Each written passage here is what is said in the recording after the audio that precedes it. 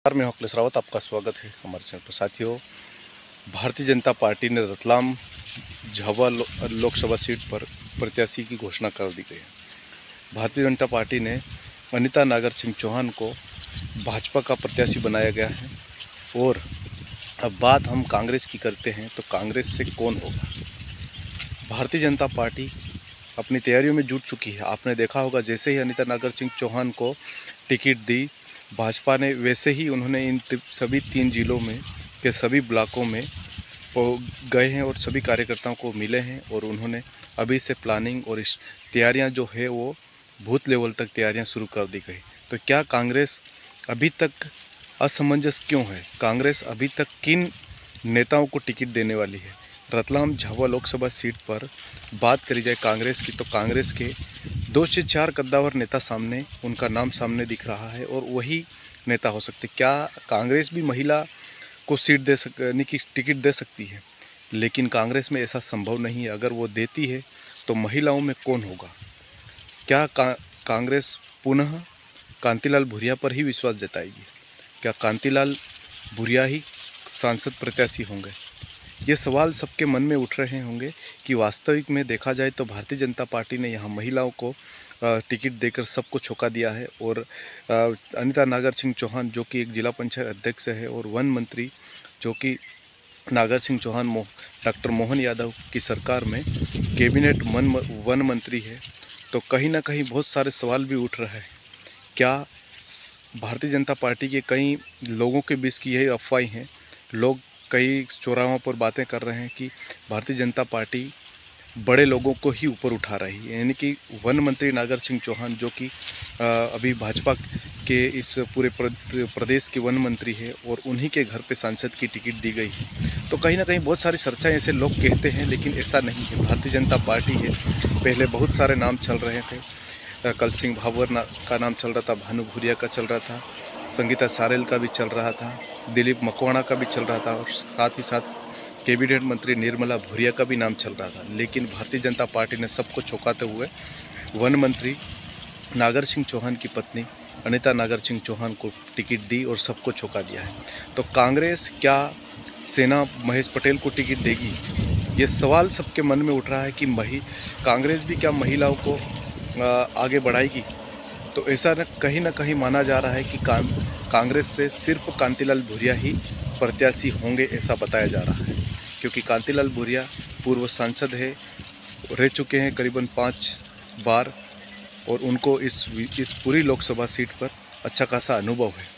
और क्या वास्तविक में कांग्रेस पार्टी सेना महेश पटेल को भी दे सकती है टिकट?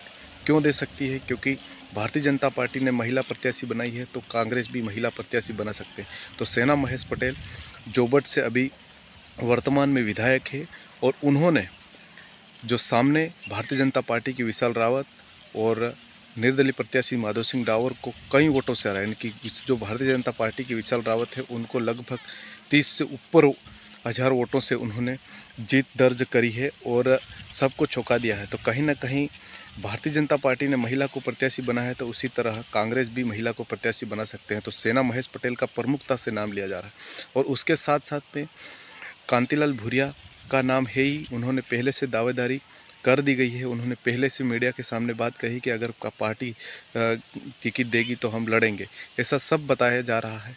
तो कहीं ना कहीं विक्रांत भूरिया की नाम सामने आ रहा है कि वो भी कांतिलाल भूरिया के बेटे हैं और झाबुआ की विधानसभा के विधायक हैं।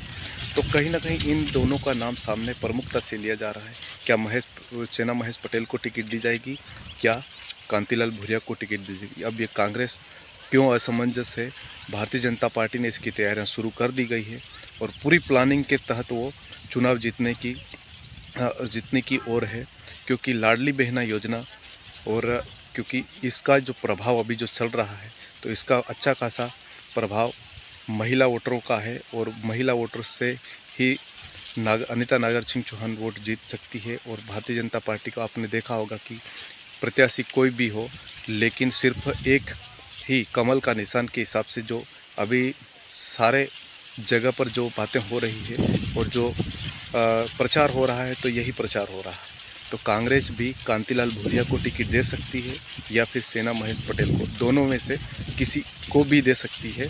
और इन दोनों की सरसाई बहुत है। सेना महेश पटेल आपने देखा होगा कि वो भी अलीराजपुर जो उधर से आते हैं और उन्होंने जोबट से अभी जो चुनाव लड़ा है, जोबट से पहले भी उन्होंने उपचुनाव लड़ा था, लेकिन सुलोचना रावत से महेश पटेल हार गए।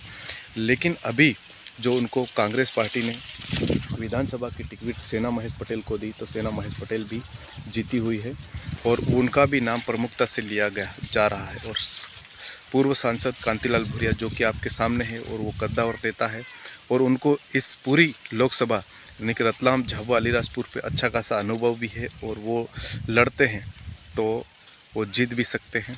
क्योंकि आपने जब 2019 का अपने 2014 का आपने उपचुनाव देख, उसके बाद में जो उपचुनाव हुआ था उसमें आपने देखा होगा कि किस तरह से कांतिलाल भूरिया एक तरफा जीते थे, निर्मला भूरिया को किस तरह से हराया था। और 2019 में उनको गुमान सिंह डामोर ने पटकनी जरूर दी थी, लेकिन फिर भी उनका अच्छा खासा प्रभाव है। बाद में वो विधायक भी उपचुनाव में बन गए, बनने के बाद में अभी बेटे जो विक्रांत भूरिया है उनको भी विधायक बना दी।